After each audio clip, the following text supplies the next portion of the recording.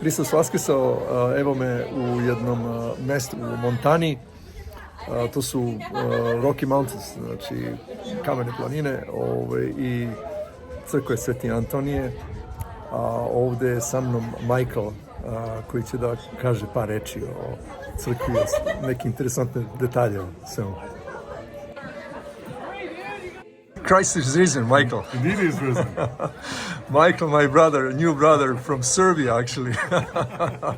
Michael is a professor of not anymore. But he used to be a professor of computer science. Anyway, Michael, you were in Belgrade, right? Yes. But tell me, how did you become an Orthodox?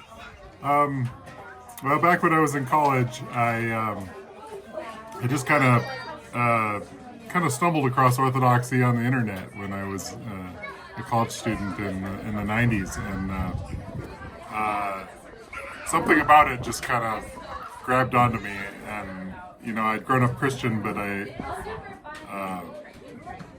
don't know, there was just something about Orthodoxy that really caught my imagination, and so I ended up attending Serbian Orthodox Church here in Montana. Oh, that's wonderful. Wonderful. And then you ended up in Belgrade, right? Yeah. And then you visited some monasteries and so on and so forth. So so I had a dear friend who he was a subdeacon.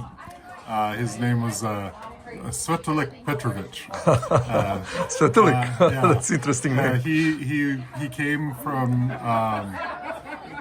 I can't remember the name of the village near where Saint Nikolai is buried now. Oh, Lelić. Lelić, yeah. He came to the United States in the 50s. He was He was in the DP camps after World War II. Oh my God! And he came to the United States. And just a very, very dear man. Taught me how to serve on the altar at church, and he taught me. He made an attempt to teach me Serbian, but unfortunately I don't remember much anymore. But he was the whole reason I went to Serbia, because. But pomaže Bog. Pomaže Bog. Bog ti pomaga. Oh, pomaže Bog, yeah. Bog ti pomaga. Okay, Michael. Hey, listen, I want to ask you something. We're in the beautiful mountains of Rocky Mountains, and I could never imagine coming to a church and finding so many people. I will tell my brothers and sisters now my impressions. But something else I wanted to ask you actually about nearby city called Belgrade. Oh. So tell me a story about the Belgrade. Okay. Yeah. So I went and looked this up a number of years ago because it didn't make a whole lot of sense. There weren't any people from like the former Yugoslavia or anything that lived in this area. There were a lot of Serbs who went to Butte, Montana, which is about 80 miles east of here, or west of here. But there weren't any that really lived in this area. And so one day I went to the library and looked it up. And so back in the late 1800s, when they were completing the railroad through this area,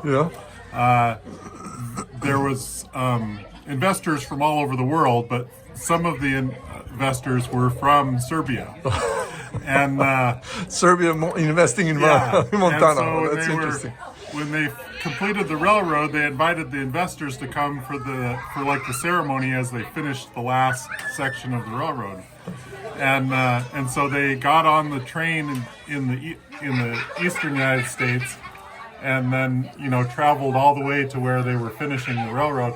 And a lot of the investors from Europe were kind of appalled because they were traveling through miles and miles of unpopulated countryside, and when they got to different places on the railroad, they would name after places that the investors came from. And so in this particular spot, they decided they would name a little town for the investors from Serbia. And so they got here, and it was just a tiny little, just a few buildings and stuff. And they said, "Oh, this is Belgrade," and they're like, they'd just been horrified by how few people there were in the country here. And so they got there, and there was just a couple of buildings, and it was called Belgrade, and they're like, they were very, very disappointed. And as soon as they could get somewhere where they could send a telegram, they told their stockbrokers to sell all their shares in the railroad because the. But that's how we came to have a Belgrade in Montana. So we have a Belgrade, yeah. with the great investors from Belgrade. Yeah. Anyway, Michael. Okay, thank you so much. You know, maybe if you want to say just a few words about the church, you know. Yeah. Because something real surprising is, you know, I see the icons of Saint Sala, I see the icon of Svetog Nikolaja Velimировića inside. You know, that's really touching. You know, so. Yeah, I mean, we Bozeman didn't have a Orthodox church until 2001, and at that point it was just a couple of families, and it's just kind of slowly grown since that time. And we, for a long time, we had just a little rented place that I think used to be like a garage. It was like a sheet metal building, and next door was a dog groomer, and you know, it was just kind of a crazy situation. But just over the years, we were slowly growing, getting bigger and bigger, and then about 10 years ago, 11 years ago now, I guess. We really got pushed to, you know, we needed our own building, and so this building over here we built we finished in 2015. Yeah. And then, you know, we kept growing, you know, a little faster after we moved into this building, and then the last couple of years we've just been like, you know, currently we have almost 30 catechumens. Yeah, but you know, what amazes me is such a small place. Such a small place. You know, you had a church, maybe 150, 200 people inside. Yeah. It's really amazing. It's getting very crowded now. So, and you're building over here. We're going to build a new temple. Yeah. And we're hoping to break ground this summer. So. Oh, wonderful, wonderful. Good luck to you. Thank you so much for the interview. You know, we invite you to come to Belgrade and to Serbia to show you some monasteries. It's been about 20 years now, so I'd love to come back sometime. Please do. You're invited. You're our brother. You know, Christ is risen. Indeed, He is risen. Christus vaskrese. Voistinu vaskrese.